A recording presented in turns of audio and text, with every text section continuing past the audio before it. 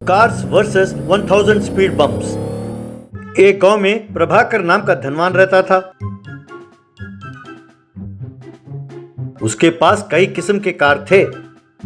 प्रभाकर नित्य नए कार में गांव का चक्कर लगाता था। वो सड़कों पर कार को तेजी से चलाता हुआ जाता था, इसलिए बच्चे सड़कों पर खेलने से डरते थे। बेचारे गांव वाले भी बहुत डरते थे। एक दिन बिट्टू नाम के लड़के ने प्रभाकर के कार को रोका। अंकल जी, कार को इतनी तेजी से चलाना ठीक नहीं है अंकल जी। इसे सिर्फ आपको ही नहीं, गाँव वालों को भी खतरा है। जरा धीरे चलाएंगे तो ठीक रहेगा। तुम कौन होते हो बताने वाले कि मैं गाड़ी कैसे चलाऊं? तुम बच्चे हो, बच्चों की तरह रहो। इस गांव में बड़े बड़े मुझसे बात करने से डरते हैं। तुम्हारी ये हिम्मत कि तुम मुझे नसीहत देते हो? जाओ, जाकर अपना काम करो। पैसों का इतना घमंड ठीक नहीं है अंकल जी। मैं जानता हूँ कि आपको सबक कैसे सिखाना है। अरे तुम क्या मुझे सबक सिखाओगे? जाओ जाओ। बिट्टू तुरंत गांव के सरपंच मयांक के पास गया और उन्हें सब कुछ बताया। मैं उस प्रभाकर को अच्छी तरह जानता हूँ, लेकिन उसकी इस रफ्तार को कैसे रोका जाए ये मेरे समझ में नहीं आता। इसके लिए मेरे पास एक उपाय है अंकल जी। कहकर उनके कान में कुछ कहा। एक दिन प्रभाकर अपने कार में ऑफिस जा रहा था।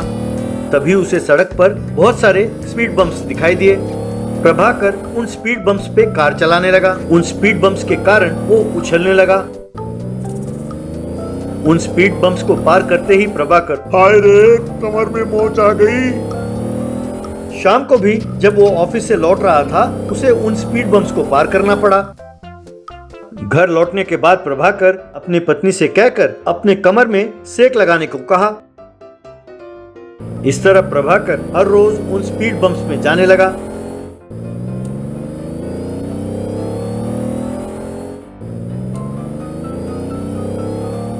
एक दिन प्रभाकर मयांक से, ये क्या सरपंच जी, आपने सड़क पर इतने सारे स्पीड बम्प्स लगवा दिए। हर रोज इनमें कार चलाते चलाते मेरी कमर टूट गई है। मेरे सारे कार भी खराब हो रहे हैं। सरकार के ऑर्डर के अनुसार ही मैंने उन्हें लगवाया है। उस सड़क के पास जंगल है ना, कह रहे थे कि जंगली जानवर उस सड़क से गुजरते हैं। आप जैसे तेज गाड़ी चलाने वालों की वजह से कहीं उन्हें कोई खतरा ना हो, ये सोचकर उन्हें बनवाना पड़ा। मैं इसमें कुछ नहीं कर सकता।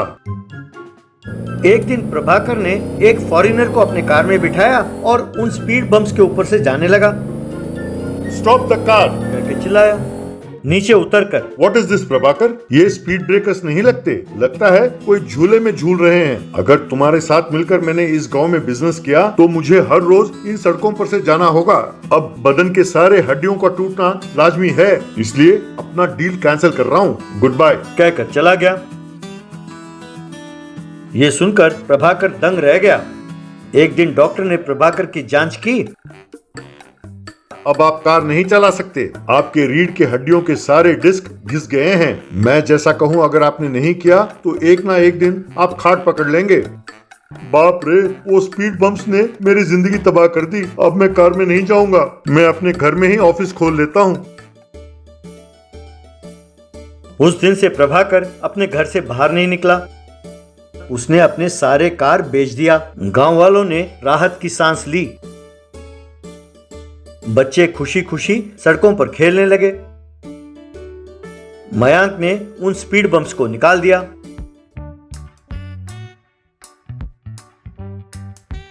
गांव वालों ने बिट्टू की प्रशंसा की। Squid game dog house. Barampur के गांव में देवानंद कहकर एक युवक रहता था। वो अनाथ था। वो एक फैक्ट्री में काम करता था। वो उनके घर में कुत्तों को, बिल्लियों को, मुर्गियों को और कई तरीके के चिड़ियों को बहुत प्यार से पालता था। जो भी कमाता था उनके ऊपर ही खर्चा करता था। कुत्ते के बच्चे तो टेबल के ऊपर चढ़कर उनके साथ उनके प्लेट में खाते थे और उनके बगल में सो जाते थे। एक बार उस गांव में एक वैन आकर रुका। उसमें से गब्बर कहकर एक आदमी उतरा। उसको उस गांव में बहुत सारे कुत्ते दिखाई दिए। इतने में उनके पास मुन्ना कहकर एक चोर आया। भाई आप क्यों आए हो? अगर बुलाया होता तो मैं ही आता था ना। बोलो भाई, क्या करना है इस बार? बैंक या एटीएम? क्या चुराना है भाई? वो सब नहीं, इस बार हमें एक अच्छा सा डील मिला है। बहुत पैसे मिलते हैं। हमको जो करना है वो बहुत आसान है। कुत्तों को चुराकर उनको एक्सपोर्ट करना है बस। इस गांव में तो बहुत सारे कुत्ते हैं। कुत्ते को क्यों? उनको क्यों चुराना है और किसको एक्सपोर्ट करना है? थोड़ा अच्छे से समझाओ भाई।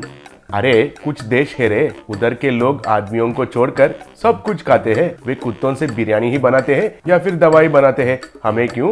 उनको कुत्ते चाहिए और हमें पैसे चाहिए। मैं जैसा कहता हूँ वैसे करो। कहकर क्या करना है उसे बताया। अगले दिन दोनों मिलकर एक जगह पर एक बड़ा गड्ढा को खोदे। उसमें अंडरग्राउंड हाउस का निर्माण किया। उसमें कुत्तों के लिए खाना और पानी का इंतजाम भी किया। ऊपर एक खिलौना और उनका दोनों तरफ 2 असिस्टेंट खिलौनों को आधा तक दफनाए। 3 खिलौनों के नीचे 3 गड्ढे थे। उनके अंदर जाने के लिए दरवाजे भी थे।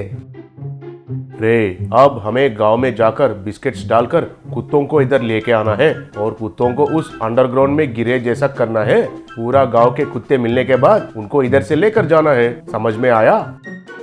ऐसे दोनों बाइक के ऊपर गांव में आए। उधर थोड़े कुत्ते थे। उनके आगे बिस्किट्स को डाला है मुन्ना। वो खा के खुशी से कुत्ते बऊ बऊ बऊ बऊ बऊ कहकर चिल्लाए। तब मुन्ना बाइक के पीछे बैठकर बिस्किट्स को फेंकने लगा तो गब्बर बाइक को चला रहा था और कुत्ते उनके पीछे पड़े। ऐसे वे खिलौनों के पास आए।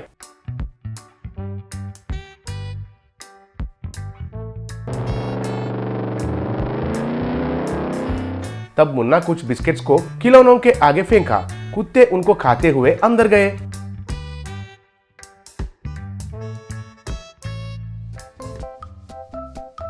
तब वे गड्ढे में गिर गए। ऐसे वे दोनों रोज आकर कुत्तों को चुरा रहे थे। अंडरग्राउंड में कुत्ते रोज रोज बढ़ते जा रहे थे। गांव में लोग कुत्ते नहीं दिखाई देने से उनके बारे में चर्चा कर रहे थे। तब देवानंद भी सुना। एक दिन मुन्ना और गब्बर देवानंद के घर के पास आकर उनके कुत्तों को बिस्किट्स डालने लगे। इतने में देवानंद उधर आया तो दोनों घबरा गए। हेलो बॉस, कौन हो आप लोग? मेरे कुत्तों को क्यों बिस्किट्स खिला रहे हो? उनको तो मैं रोज खाना खिलाता हूँ। चाहिए तो जाकर गांव में कुत्तों को खिलाइए। वो हाँ, हम एक एनिमल वेलफेयर ऑर्गेनाइजेशन का मेंबर्स हैं। सड़क पर कुत्तों को खाना खिलाना हमें आदत है। सॉरी, इनको हम सड़क के कुत्ते समझे। भाई चलो इधर से जाते हैं। घर के अंदर कुत्तों को आप सड़क के कुत्ते कहकर कैसे समझेंगे? आपका ऑर्गेनाइजेशन का नाम क्या है? अरे क्या भाई, तुम कुछ ज्यादा ही कर रहे हो। हमने तो कुछ गलत किया जैसे बहुत सवाल पूछ रहे हो। तुम्हें जवाब देने की जरूरत हमें नहीं है। अरे चलो इधर से जाते हैं कहकर बाइक पर चले गए। तब देवानंद को उनके ऊपर शक हुआ। ये एड़े कुछ टेढ़े जैसे हैं। गांव में कुत्ते क्यों गायब हो रहे हैं? उन कुत्तों को गायब करने वालों का पता करना है, सोचा। तुरंत वो कुछ जीपीएस डिवाइस के साथ कुछ बेल्ट्स को तैयार किया। उनको उनका कुत्तों का गले में बांधा।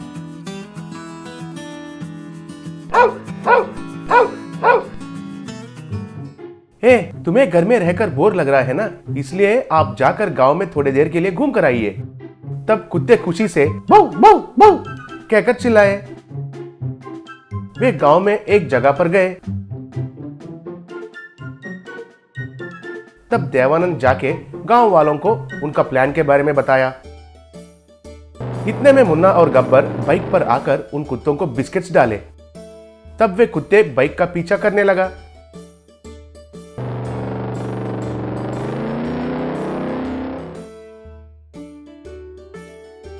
इधर लोगों के साथ देवानंद उनका मोबाइल को देख रहा था। कुत्ते कहीं जा रहे हैं, चलिए वे कहां जा रहे हैं देखते हैं कहकर सब उधर से निकले। तब कुत्ते बाइक के पीछे करते हुए खिलौनों के पास आए। वे बिस्किट्स के लिए खिलौने के अंदर गए और गड्ढे में गिर गए।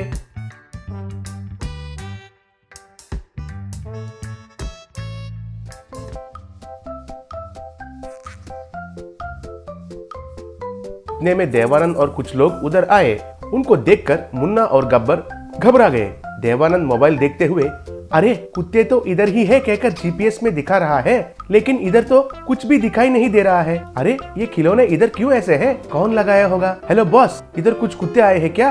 ये खिलौने ऐसे क्यों हैं? इधर कोई कुत्ते नहीं आए हैं और ये खिलौने क्या है और कौन रखा है हमें कुछ भी पता नहीं है। चलो रे जाएंगे। तब अंडरग्राउंड में से कुत्ते बऊ बऊ बऊ बऊ कहकर जोर से चिल्लाने लगे। अरे वो भौंकने वाले कुत्ते तो मेरा कुत्ते हैं। नीचे से आ रहा है आवाज। आप इन दोनों को पकड़िए, मैं जाकर देखकर आता हूँ। तब लोग मुन्ना और गब्बर को पकड़ लिए। देवानंद उन खिलौनों को हटाकर देखा तो उनके नीचे कुत्ते दिखाई दिए।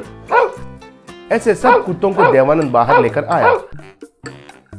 तब सब लोग मिलकर उन दोनों को पकड़कर खूब पीटे और वो लोग सच कह दिए। तब वे दोनों को जेल में डाल दिया।